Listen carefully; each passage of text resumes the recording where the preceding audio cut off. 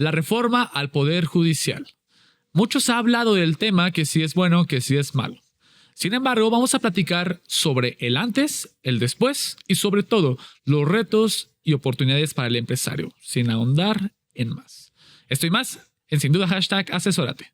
Hola, ¿qué tal? ¿Cómo están? Bienvenidos una vez más a Sin Duda #Asesórate a través del 98.5 del FM en el Heraldo Radio. Mi nombre es Daniel Bouchan y durante esta hora vamos a platicar sobre temas de negocios, temas que impactan a las empresas, de la mano de nuestros asesores y de nuestro asesor de negocios, al cual le doy una bienvenida, Jesús Antonio García, vicepresidente del Consejo de Garrido Licona. ¿Cómo te encuentras, Jesús? Muy bien, buenas noches a todos, bienvenidos nuevamente, gracias.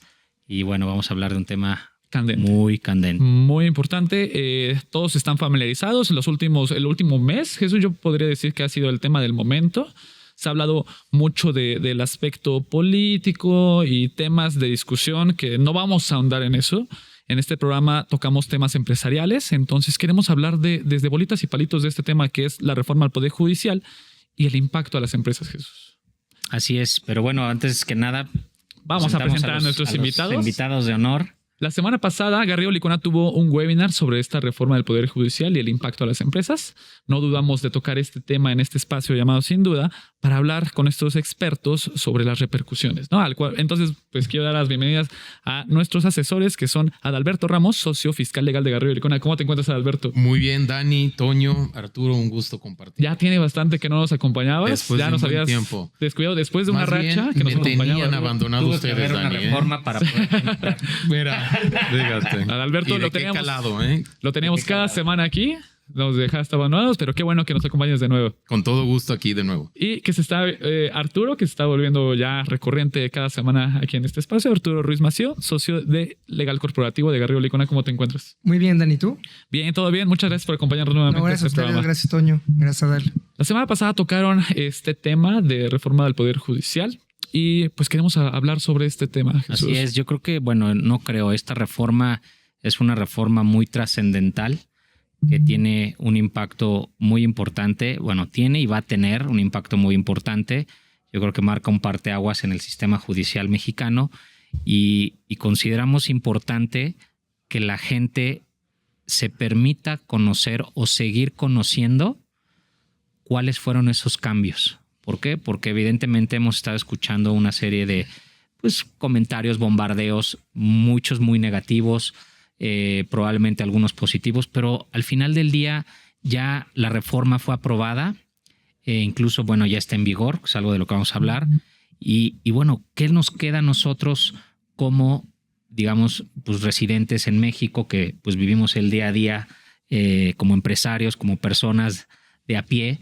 Pues, ¿qué nos toca aportar o cómo afrontar el reto de esta nueva reforma? Hay todavía muchas cosas pendientes, que es algo de lo que vamos a estar platicando, y yo creo que como ciudadanos nos corresponde, pues sí, ser críticos, pero además de ser críticos, yo creo que también hay que identificar cuáles son esos retos, si esos retos realmente los podemos sortear, cómo podemos nosotros desde nuestra trinchera enfrentarlos, aportar, abonar para mejorar las condiciones de esta reforma y ver las oportunidades. Yo creo que como empresarios es bien importante que identifiquen cuáles son esas oportunidades que hoy día se están abriendo y no nada más ver el lado negativo. No es que estemos a favor o en contra, al final ya está.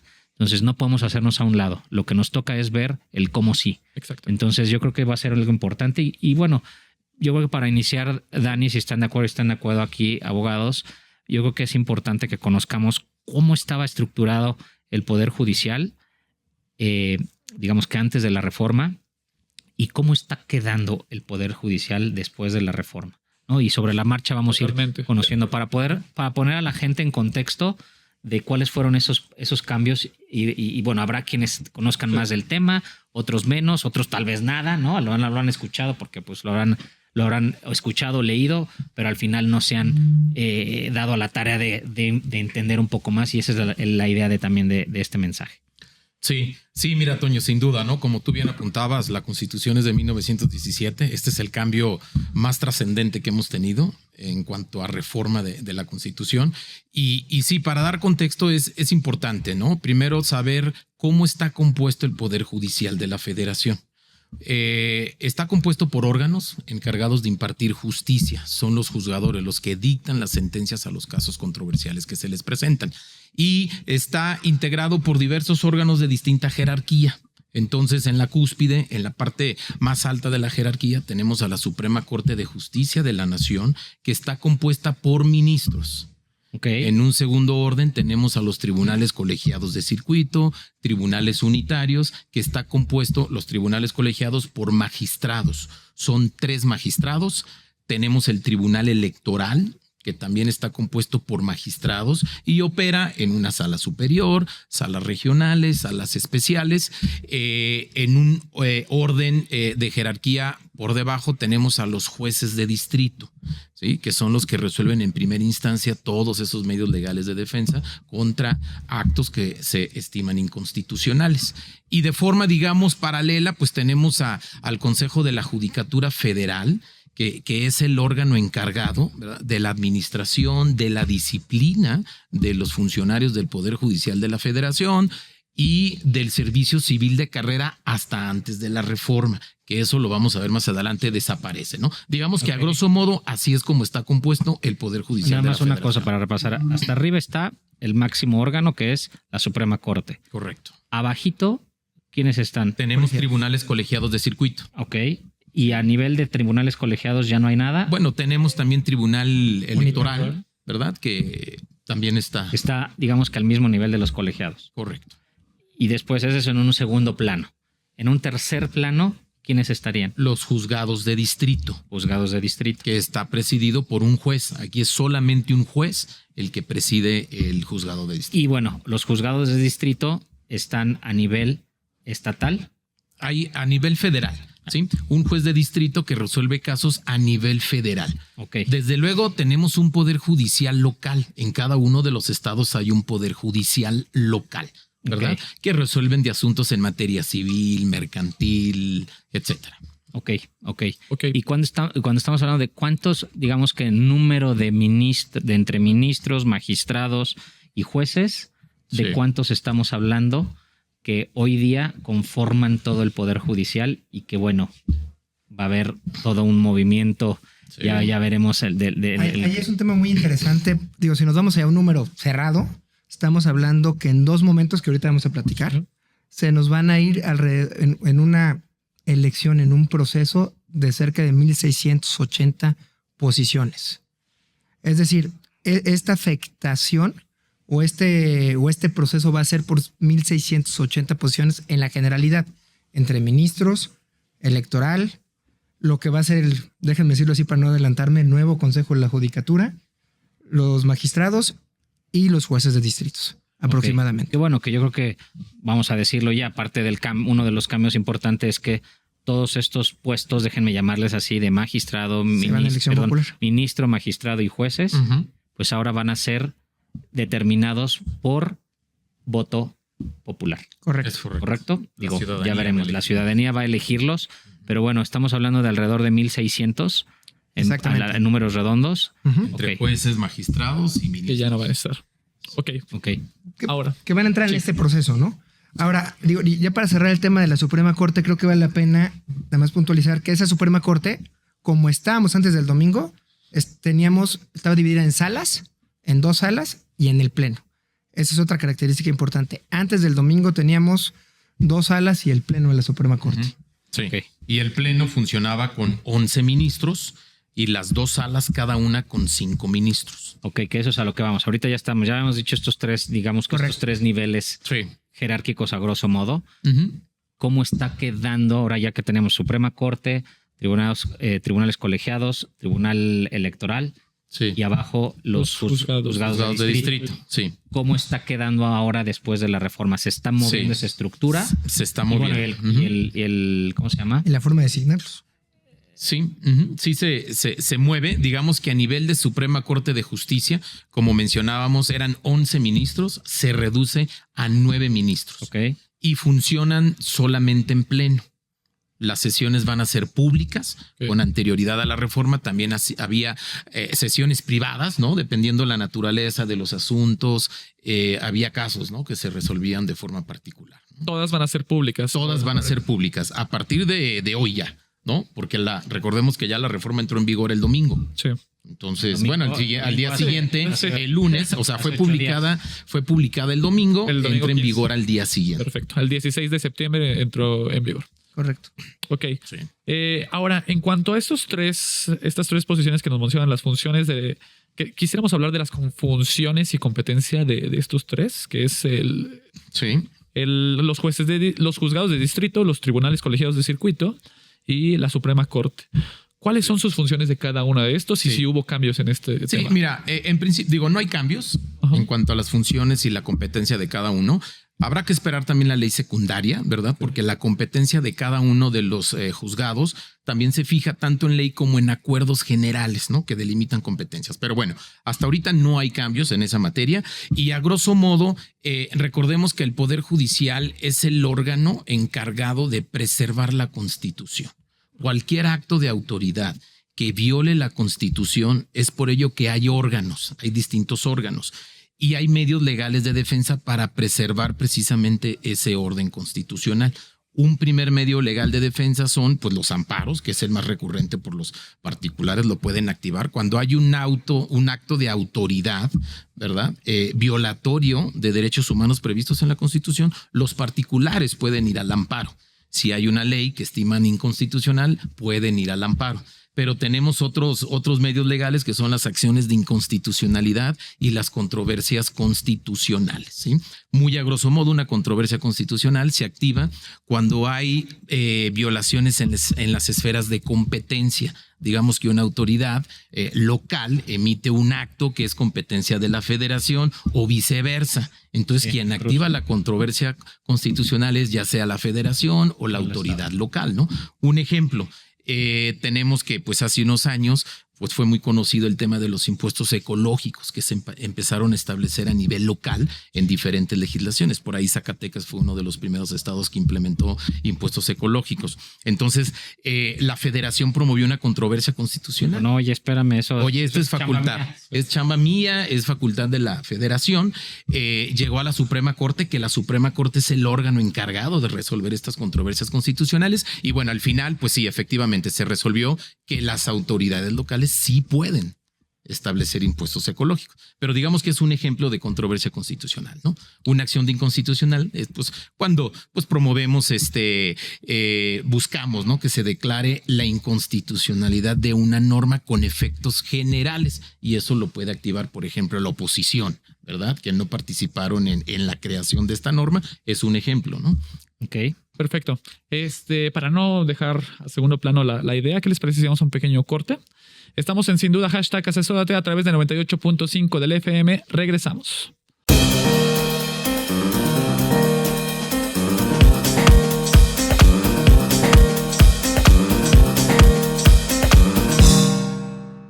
Salvador Garrido ¿Qué Márquez. pasó, mi estimado? Let's agree to disagree. Let's agree to disagree, pero vamos a acordar en que este lunes a las 4 tenemos una cita en... Entre empresarios. Excelente, así que no se lo pierdan, queridos y queridas. Los esperamos aquí en El Heraldo Televisión. Asesórate. Asesórate. Asesórate. Asesórate. Asesórate. Asesórate. Asesórate. Asesórate. Asesórate. Asesórate. No nos cansaremos de decírtelo. Asesórate. Garrido Licona. Asesoría fiscal, legal, financiera y de negocios. Visítanos en garridolicona.com. Estamos de vuelta en Sin Duda, #asesórate a través de 98.5 del FM en el Heraldo Radio. Recuerda que nos puedes ver y escuchar este y todos los episodios en @garridolicona. Estamos platicando sobre los cambios, sobre la reciente reforma al Poder Judicial con nuestros expertos. No estamos ahondando en polémicas, la verdad es que estamos viendo en este momento, Jesús, sobre los cambios más importantes y queremos ahondar en el tema de los retos y oportunidades que se presentan derivado de esta reforma. Así es, pero bueno, yo creo que algo que nos gustaría, estamos platicando en el bloque anterior, cómo estaba estructurado el Poder Judicial antes de la reforma y cómo está quedando post-reforma, ¿no? Ya habíamos dicho que estaba en la estructura del Poder Judicial, a grosso modo, la Suprema Corte, al órgano máximo.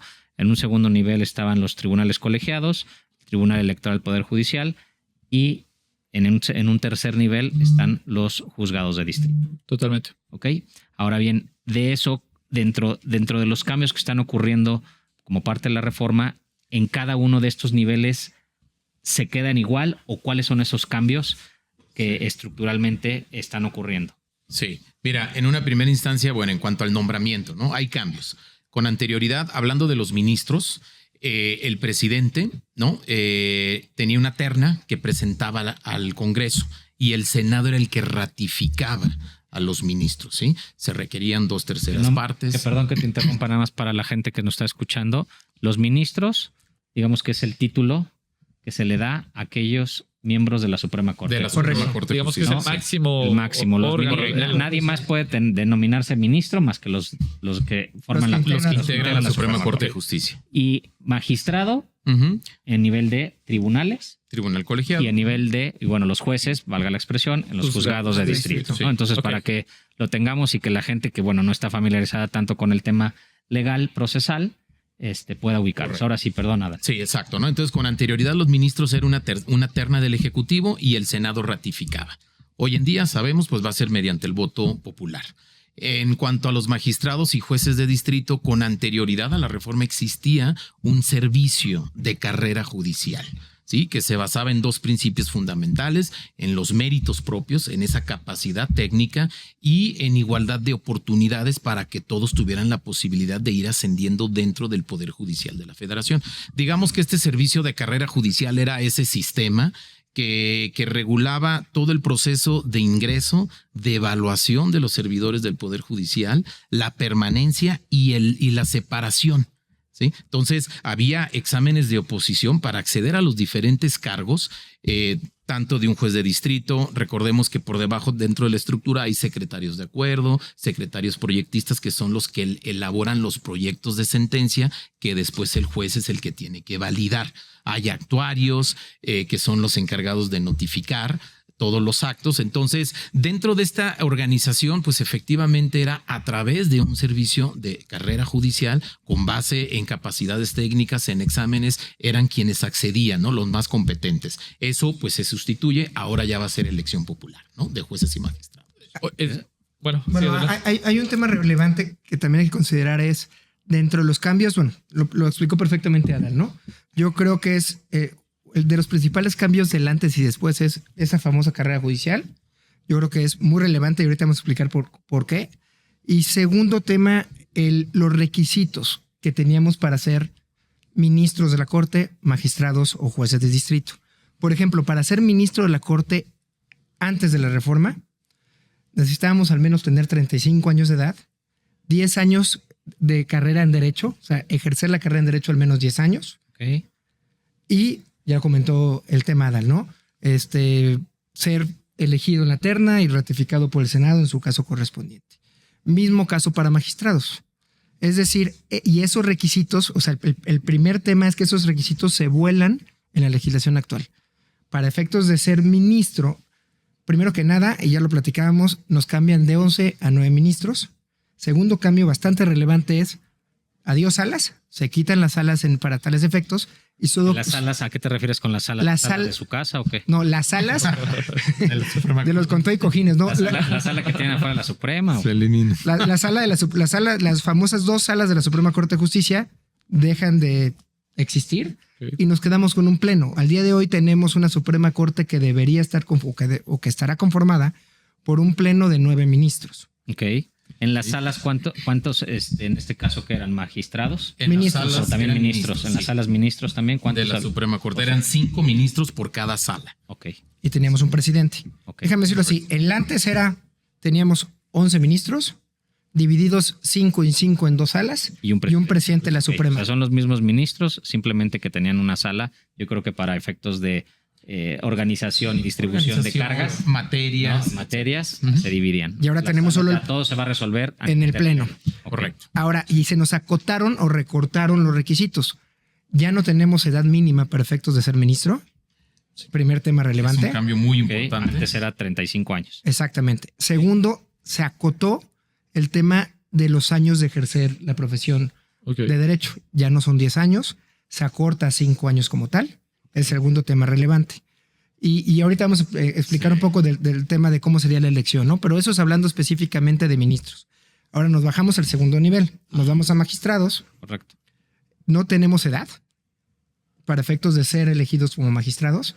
Únicamente tenemos el acotamiento de 3 años de ejercer derecho. Y el requisito antes era 35 años. También Correcto. los magistrados, el requisito era que tuvieran 35 años y jueces de distrito Y 30 cuando hablas años. de Correcto. ejercer, cuando hablas de ejercer, ¿es ya titulado? ¿O porque hay quienes empiezan a Desde trabajar Desde los servicio servicios de pasantía. ¿no? Desde Sí. pasantes. Entonces, no sé, pues a lo mejor un pasante se titula y ya puede ser magistrado. Pues es Tal que vez no, un estudiante superdotado es que que desde inicio y presentó un examen, porque supongo que sí va a haber como hay algún Ah, tema, ¿no? Exacto, va a haber un tema bastante, y está muy interesante cómo van a ser elegidos. Pero si les llama la atención este segundo tema, yo creo que el primero llama más la atención porque no nos piden años de ejercer derecho. Es decir, para ser juez de distrito es muy sencillo. Yo soy titulado en derecho, no necesito experiencia y no tengo un mínimo de edad. En ese caso ya puedo ser aspirante sí. a ser un juzgador de distrito, en ese tercer supuesto. Wow. Sí, no, entonces estamos hablando todo un de... reto. No es claro, justo lo Sí, que sí, preguntabas, no es claro. Entonces, ¿a qué extremo podemos llegar de que un pasante que empezó desde el primer año de la carrera, a los 5 años se titula, pues ya cumple con el requisito de los 5 años y recién egresado ya para podría ministro. ser ministro? ¿Verdad? O sea, entonces, Pues, por eso hay temas. Y no hay nada, por ejemplo, ahorita que hablas de esto, no hay absolutamente nada adicional que se espere que vaya a complementar, digamos, Alguna o referencia reforzar secundaria, esta ¿no? parte, porque pues, ciertamente puede causar preocupación respecto a la experiencia, no tanto porque a lo mejor la gente no pueda, ¿no? Pero Si no pues, es un- por algo ahí, la experiencia, claro que te Hay que esperar esa forma. Hay que esperar esa regulación secundaria. A ver, la propia reforma que fue publicado hace 8 días aproximadamente, te menciona que dentro de los 90 días siguientes a su publicación vamos a tener estas reformas o estas adecuaciones a las leyes federales. En otras palabras, dentro de los 90 días tendremos más luz de cómo se va a mitigar o cómo se va a maniobrar, cómo se va a matizar el tema de Exacto. cómo van a ser elegidos, qué requisitos van a tener. O sea, Sí, esta foto ¿por qué como la filtro van tenemos, a ¿no? pasar? Porque ahora creo que uno de los cambios también relevantes es que van a ser elegidos por voto popular, pero los 3 poderes de la Unión van a poder, hablando de los ministros Ujú, y también magistrados, corríjanme si no, ujú. los ministros Y y, jueces. magistrados también y jueces van a Sí. poder ellos proponer candidatos a estas posiciones, ¿no? Cada poder va a poder, digamos Sí. que de estos 1,600 y fracción Sí, sí, sí. de puestos, déjenme utilizar ese término, Claro. de ministros, magistrados y jueces, pues van a poder, cada poder de la Unión va a poder proponer Sí. a sus Claro, candidatos, a sus candidatos. y de esos candidatos son los que se van a ir a las boletas Claro. electorales. Sí, digamos. ¿Correcto? que ¿Cómo cada- están formadas ahí? Sí, exacto, ¿no? Digamos que cada poder de la Unión, recordemos los 3 poderes, ejecutivo, legislativo, poder judicial, tratándose de ministros, cada uno de estos poderes puede postular a 3 candidatos. ¿Sí? Ok. Tratándose de ministros, tratándose de magistrados y de jueces de distrito, cada uno va a poder postular hasta 2 candidatos. Entonces, Ok. por eso mencionábamos.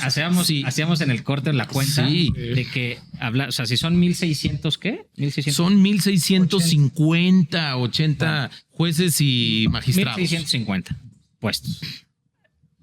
Sumando los candidatos que tendrían que o que podrían proponer cada uno de los poderes. Olvídanos ya para no estar. Para son no 6. hacer bolas. Digamos, para jueces magistrados son 6. Sí, pero por los para no hacer 1,650. bolas. En total, o sea, de 1,650 puestos, con las propuestas que va a haber, Se nos va se a va regalar. casi a 10,000. A 10,000. A 10,000 propuestas, a 10,000 candidatos, ¿no? Entonces Es- digo que los 10,000 no van a ser Escalonado, digamos, no va a van ser a ser escalonado. electos al mismo tiempo, pero pues digamos que la mitad va a ser en un periodo, eso es que también yo creo que es importante que nos lo Sí. digan, y la otra mitad, entonces imagínense tener 5,000 en las boletas, Sí, pues el tiempo, Es un ¿no? reto. ¿no? El Es tiempo, parte del reto. oye, sí, pues hoy en día nos tardamos 2-3 horas en votar, pues ahora sí hay que considerar, hay que destinar más tiempo Para ese domingo, ¿no? Porque va de la mano con las elecciones, o sea, con las elecciones federales ordinarias, o sea, vamos a votar al mismo tiempo, ¿no? Por los 2 candidatos. Este tema es muy importante, no me gustaría dejarlo a la media, sin embargo ya nos están apresurando por parte de producción para un pequeño corte, entonces, ¿qué les parece si vamos a un pequeño y regresamos? Estamos en Sin Duda, hashtag asesórate, regresamos. El outsourcing no es indebido y no ha desaparecido. Hoy se le conoce como servicios especializados. Lo que es indebido es que tú o tus proveedores no estén correctamente registrados ante la autoridad y no cumplan con los requisitos establecidos. Esto puede traerte consecuencias fiscales, legales e incluso penales. Evita riesgos innecesarios. Contáctanos. GL Working. Working for you. www.glworking.com. Estamos de vuelta en Sin Duda, #asesórate a través del 98.5 del FM en el Heraldo Radio. Recuerda que nos puedes ver y escuchar en @GarridoLicona en el canal de YouTube. Estamos platicando sobre la reciente reforma al Poder Judicial. Sin entrar en controversias, simplemente estamos hablando sobre los cambios más relevantes, como era el antes y el ahora. Y queremos hablar sobre los retos y oportunidades desde la parte empresarial, Jesús. Platicábamos sobre el tema de cómo estaban nombrando a los ministros, a los ministros y a los magistrados y a los jueces de distrito, ¿no? Y nos quedamos en un número enorme, que era casi 10,000 para poder... 10,000 puestos. 10,000 candidatos, exacto, de los cuales, pues para elegir alrededor de 1,650 en 2 procesos, ¿no? Que yo creo que es importante que nos aclaren cuáles son esos 2 procesos, porque va a haber dos momentos. Y fechas, creo, ¿no?, que ahorita ¿qué va a pasar ahorita, no? O sea, ya entró en vigor. Sí. Entonces, ¿Qué está sucediendo en este momento? ¿Se espera que haya alguna elección extraordinaria? ¿Cómo va a proceder? Y algo muy importante que nos quedamos en el bloque anterior es cómo es que van a ser elegidos los candidatos. Sí. Es decir, cuál va a ser el proceso, déjenme llamarle de filtrado, porque pues con toda esta reducción de años de experiencia, de eliminar o eliminar el tema de edad mínima, y demás, bueno, cómo es que debiera de ser ese proceso de filtrado, porque, pues digo, lo decíamos de manera sarcástica hace rato, bueno, pues entonces prácticamente un pasante casi podría llegar a ser magistrado, ¿no? O juez de distrito, prácticamente ya saliendo de la carrera, ¿no? Sí. Lo cual yo pensaría que eso pues es un extremo y que debiera de pasar algún proceso, ocurrir algún proceso. Sí. Sí, mira, efectivamente, va a haber muchos profesionales, ¿no?, que van a mostrar su interés de poder participar en este proceso. Y primero habrá un comité de evaluación, que es el que va a revisar la idoneidad de los perfiles. Si son muchos candidatos, incluso se habla de una tómbola para depurar candidatos. Okay. Después llegamos ya al punto donde ya una vez que se hizo toda esta selección... ¿Y en esa tómbola quién va a ser la mano santa? Pues bueno, eso está abierto. O sea, ahí juegan hasta la suerte, entonces, la suerte, ¿no? Exactamente, para llegar a ser magistrado necesitaremos nuestro trébol de 4 hojas también. Sí, y suerte. Porque déjame, como bien lo decía Adal, yo quiero ser magistrado.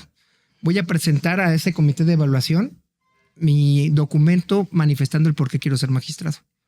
Ya lo presenté al comité de evaluación. El comité de evaluación, que ese comité va a ser por cada uno de los poderes de la Unión. Uno por poder ejecutivo, uno por poder legislativo y uno por poder judicial. El comité va a recibir y con base en eso, ¿qué les gusta que va a recibir? 10,000, 15,000, 8,000, pueden ser un número inmenso de candidatos. Va a segregar a los correspondientes y ahí entra el tema del sorteo, ¿no? Va a haber un sorteo previo a pasar al Poder Judicial o al Poder Ejecutivo o al Poder Legislativo, para efectos de que con base en ese sorteo se segreguen los candidatos ya para efectos de la boleta, ¿no? Sí, digamos que depuramos ya la lista para llegar ya ahora sí a lo que platicábamos, ¿no? Cada poder de la Unión pues va a llevar a sus 3 candidatos tratándose de ministros y de jueces y magistrados a 2. Ok. Y bueno, ya no pregunto ahorita porque si no nos vamos a llevar más tiempo. ¿Cómo es que cada poder va a elegir? Si va a haber alguna comisión especial, si va a estar formada por los partidos políticos en función de su ¿cómo se llama? De su participación en el cada uno de estos poderes. Pero bueno, sin duda, no es un reto, ¿no? ¿Y cuál era la otra pregunta que ya se me olvidó que decíamos? Bueno, hay muchos aspectos relevantes. Platicábamos el tema también de la jurisprudencia. Sí, efectivamente. Ese es un cambio muy importante. Porque ahora, pues, al haber nuevos integrantes, ¿verdad? El número cambia de ministros. Mencionamos que ahora serán 9 ministros los que integran la Corte. Entonces, la jurisprudencia se va a formar por el voto de 6 ministros. Recordemos que la jurisprudencia es un precedente que ya vincula a los demás tribunales que están obligados a acatar esa decisión de la Suprema Corte de Justicia. Entonces, de tal forma que si hay un asunto en disputa entre particular con una autoridad y llega a tribunales donde ya hay jurisprudencia, pues ya sabemos en qué sentido se va a resolver. ¿Sí? Ese es un cambio. Lo otro cambio importante es, pues los ministros tenían una duración de 15 años. Ahora se reduce y van a durar 12 años. Otro cambio también es que todas las sesiones de la Suprema Corte de Justicia serán públicas, ¿no? Que también eso ya lo habíamos mencionado. Y pues no va a haber un haber para el retiro de los ministros, ¿no? Que ese también ha sido un tema muy político. Recordemos que antes esta medida era para el Poder Ejecutivo, el no haber pensiones, etcétera, pero ahora también se hace extensivo y los ministros de la Suprema Corte que se retiren ya no van a tener un haber de retiro.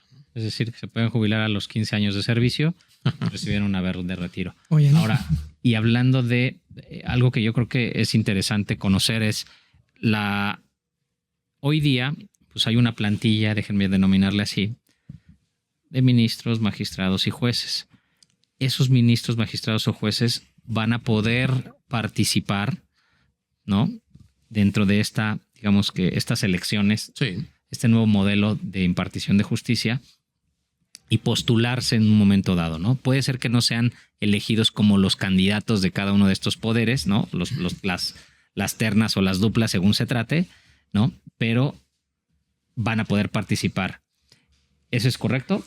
Es correcto, sí. Es correcto. O sea, de entrada sí van a dejar de trabajar, los van a liquidar y eventualmente van a poder volver a participar y a meter su solicitud de trabajo. Ahí depende, por ejemplo, si los ministros, vamos a suponer los ministros que tenemos hoy en día, en este caso el Senado manda la convocatoria para todos los interesados y los ministros no se han bajado del barco, ¿qué quiere decir esto? No han renunciado a su posición, se entiende como que quieren ser candidatos o se mantienen como candidatos para la próxima elección que será en 2025.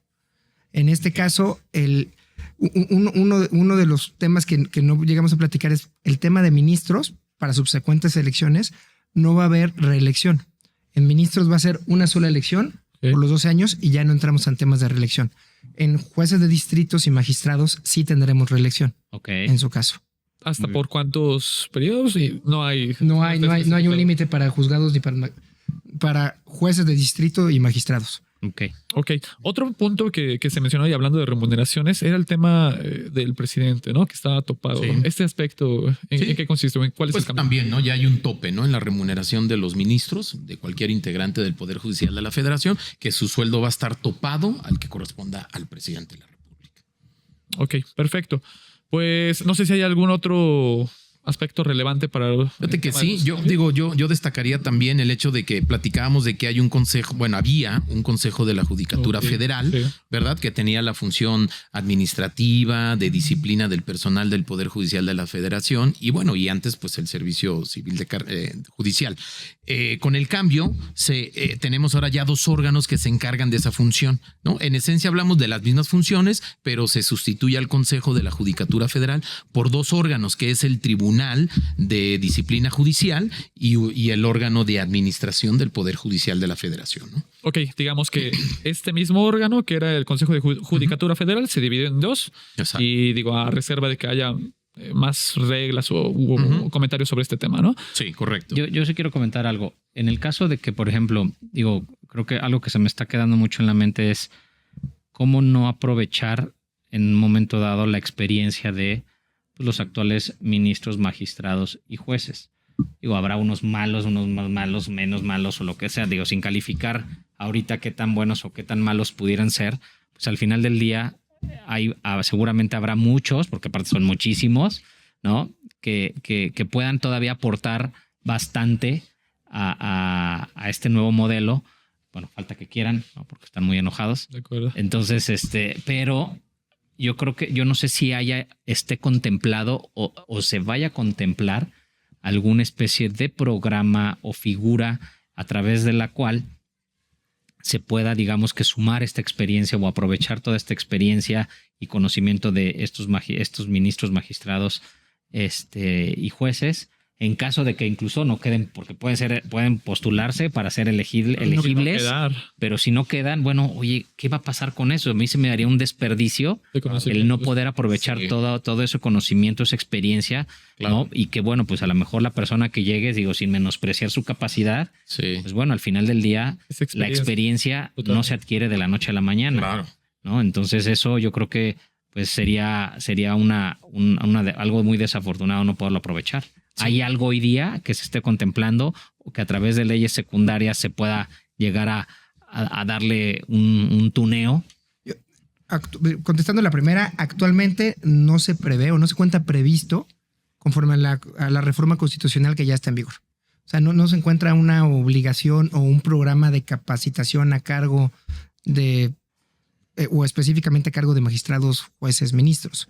Lo que yo sí creo, y no sé qué opina Adal, es tenemos que esperar a esa regulación secundaria que entre en vigor para efectos de ver cómo se va a regular, cómo se va a invitar hasta en la práctica, o si se pudiera invitar a la práctica a que traigan esos ministros, magistrados, jueces, esa expertise, y precisamente el poder abonar a los nuevos integrantes que estarán conformando el Poder Judicial, ¿no? Claro. Y precisamente es uno de los retos más importantes, ¿no? Que justo los juzgadores, los magistrados, pues tengan esa capacidad técnica, ¿verdad? Para pues dictar las sentencias en los casos que se sometan y pues en esa parte sí hay que trabajar, ¿no? Qué bueno que tocas el tema para comenzar con los retos, pero me gustaría que fuéramos un pequeño corte y entrar de lleno al tema de retos y oportunidades derivado de esta reforma. Estamos en Sin Duda, hashtag asesórate a través de 98.5 del FM. Regresamos. Para hacer negocio hay que generar confianza. En GL Auditoría analizamos y nos aseguramos que la información financiera de tu empresa genere confianza y tranquilidad para tus clientes, socios, autoridades e instituciones financieras, entre otros. GL Auditoría. Preservamos tu patrimonio. www.glauditoria.com. Estamos de vuelta en Sin Duda, hashtag asesórate a través del 98.5 del FM en el Heraldo Radio. Recuerda que nos puedes ver y escuchar en @GarridoLicona. Estamos platicando sobre la reforma al Poder Judicial, sobre todos los cambios y aspectos relevantes que han sucedido derivado de esta. No estamos entrando a nada en tema de controversia, estamos hablando sobre los aspectos. Sin embargo, todavía falta uno que nos quedó pendiente, que es el tema del plazo máximo para la resolución de amparos. Entonces, no sé si nos quieran platicar sobre este cambio y derivado, pues cuál es el reto, ¿no? Que se presenta. Sí, claro. Digo, efectivamente, ¿no? Hay un cambio en el artículo 17 de la Constitución que establece que los asuntos en materia tributaria deberán resolverse en un plazo máximo de 6 meses. Hay una disposición transitoria que dice que también los que actualmente están en curso también se tienen que ajustar a ese plazo de 6 meses. Desde luego va a haber ley secundaria que va a establecer los supuestos y los asuntos por cuantía que les aplique esta temporalidad de 6 meses. Pero definitivamente eso sí lo veo como un gran reto. Porque hoy en día sabemos que los asuntos fiscales... Suena muy bonito. Suena muy bonito. Es una va a ser un juego, pero que sea realidad. Nadie estaría peleado con que se resuelva su asunto en 6 meses. Claro. El punto es, ¿realmente se va a poder resolver en 6 meses? ¿No? Es un gran reto, definitivamente. ¿Se va a poder estudiar a fondo en 6 meses para efectos de resolverlo? Es que esa es una preocupación, ¿no? Por la premura del tiempo, etcétera. Son 6 meses, que es muy poco tiempo, ¿no? Si efectivamente las sentencias van a tener esa calidad y ese análisis que requiere. Y también hay que valorar que va a haber una curva de aprendizaje respecto a los nuevos jugadores que vayan a llegar en 2025. Sí. Ya no comentamos, la próxima va a ser en 2027, es decir, esas son las dos divisiones. Pero yo creo, y es normal, que esa curva de aprendizaje, más sumar este plazo de 6 meses, más la complejidad de los asuntos, es precisamente un gran reto. Y hay otros temas abiertos, ¿no? No sabemos si va a ser el asunto fiscal en todas sus instancias, porque recordemos que hay una primera instancia. Un ejemplo, tenemos una auditoría del SAT que termina con un crédito fiscal que determina omisiones de impuestos. Obviamente el contribuyente puede irse al recurso de revocación ante la jurídica del SAT o puede irse directamente ante el Tribunal Federal de Justicia Administrativa. Mejor conocido como Tribunal Fiscal. Tribunal Fiscal, ¿no? Pero lo que vemos es de que en nuestra experiencia, esa primera instancia, tenemos asuntos que pueden durar hasta más de 2 años.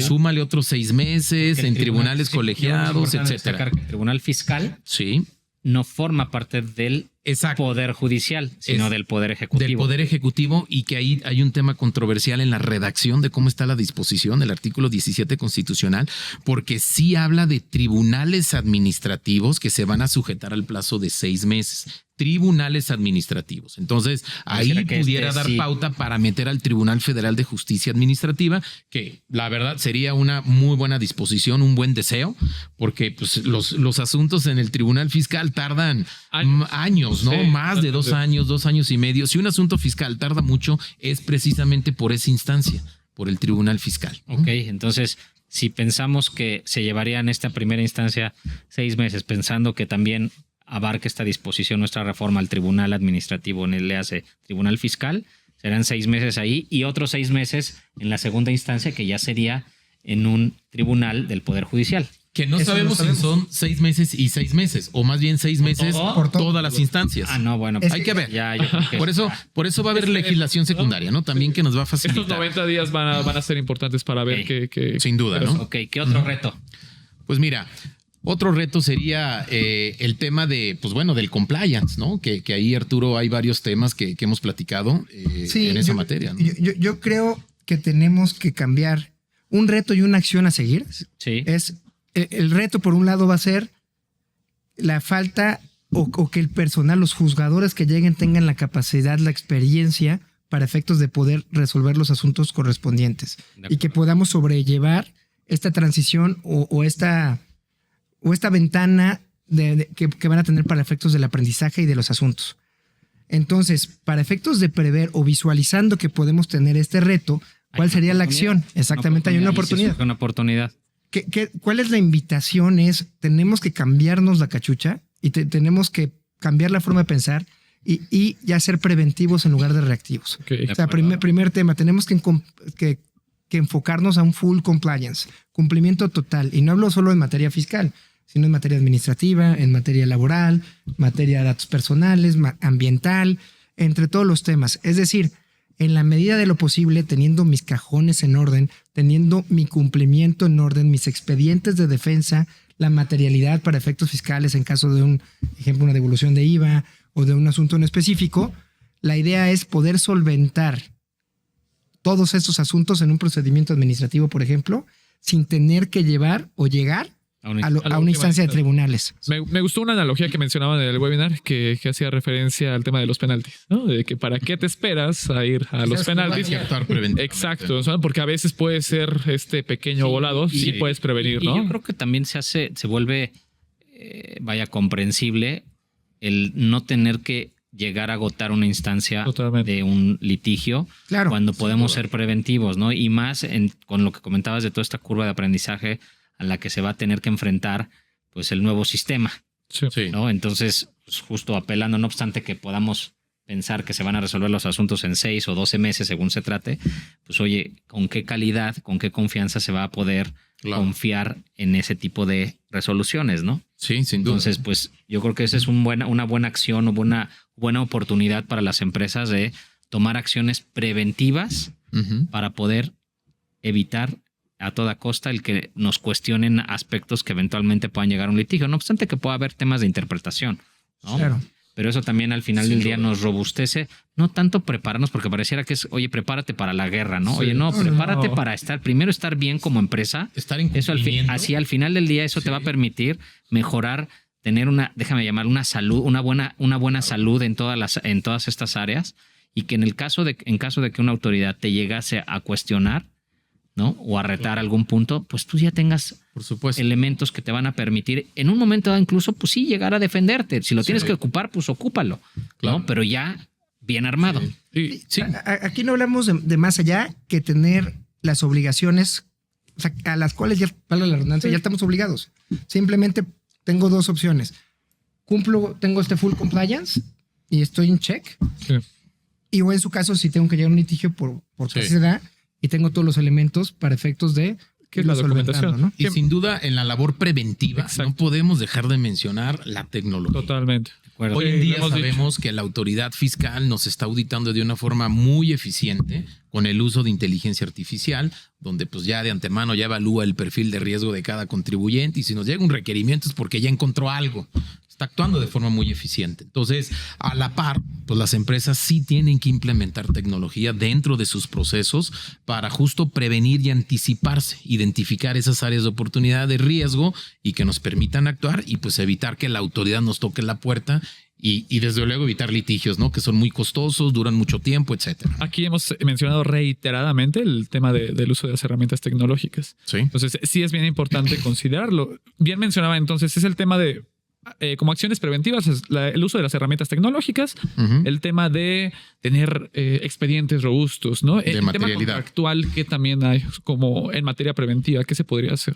En tema contractual, yo creo que tenemos que revisitar, y es una mejor práctica, revisitar cómo tengo mis contratos hoy en día, ya sean locales o internacionales, o con una parte en el extranjero o con una parte dentro de México, y verificar dónde está la jurisdicción, dónde acordé la jurisdicción en caso de una controversia. Y empezar a revisitar algo que ya se viene dando desde hace muchos años, un medio alternativo de solución de controversias. Oye, ¿qué tal si yo no me quiero, por toda esta oportunidad de transición, pues tal vez no quiero sujetarme a tribunales en la Ciudad de México? Sí. Tal vez lo que yo quiero es someterme a un tribunal arbitral en México o en el extranjero, incluso una jurisdicción en el extranjero. Es, oye, ya tengo un conflicto que me salió ayer, antier, ya pasó la reforma. ¿La quiero someter a tribunales en este momento?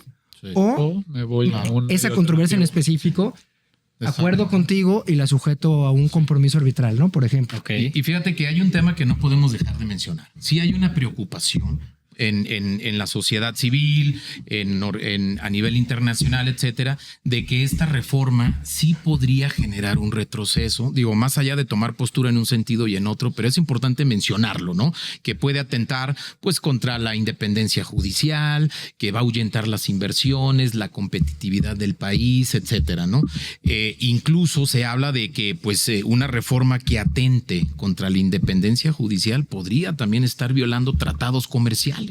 Por ahí, al amparo del TEMEC, se habla de que los tribunales laborales deben de ser independientes al Poder Ejecutivo, etcétera. Entonces, para el 2026, pues viene el proceso de revisión del TEMEC. Entonces, creo que hay retos y de ahí que pues la legislación secundaria también puede usarse para minimizar ese impacto negativo que ya se está visualizando incluso en una esfera internacional. Ya Canadá, Estados Unidos ya han emitido pronunciamientos, ¿no? De que están preocupados en esta reforma. Y ahorita que hablas de estas leyes secundarias, ya se nos está acabando el tiempo, de estas leyes secundarias, ¿ustedes vislumbran algunas y de qué manera que puedan atemperar todos estos retos que estamos identificando, ¿no? Áreas de oportunidad que ciertamente tiene la reforma, yo creo que debiera de poderse robustecer, no es algo que no se haya identificado al final del día. Entonces, ¿cómo es que estas leyes secundarias pudieran llegar a abonar? ¿Hay algún ejemplo que ustedes vislumbren de, oye, de alguno de estos retos que ya se identificaron, oye, sí, esto se puede llegar a abordar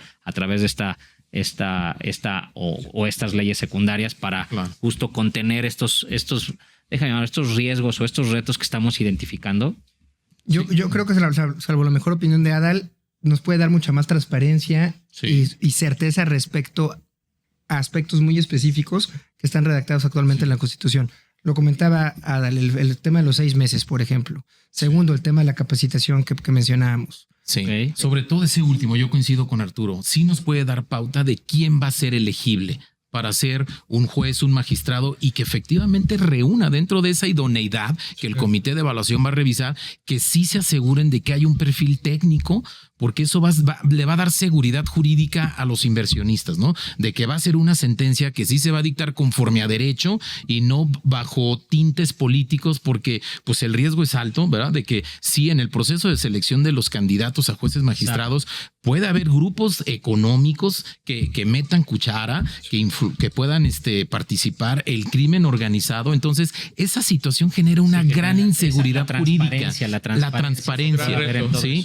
Es un gran reto y por eso se habla, ¿no? De atentar. ¿Qué tan equitativas y proporcionales van a ser las campañas, no? Exacto, ¿no? ¿Cuánto tiempo van a tener, digo, ya para cerrar, cuánto tiempo tienen las campañas? 60 días. Para hacer campaña es muy poco tiempo. 60 días, ¿no? Los 10,000 fulanos y fulanas. Sí. Una campaña de 60 días por 10,000 personas. Y el tema es que ya no lo platicamos, pero yo creo que uno de los retos más importantes es el voto. Cómo el electorado va a poder determinar quién va a ser su juez de distrito, bajo qué capacidades técnicas o cómo lo va a valorar, ¿no? Sí.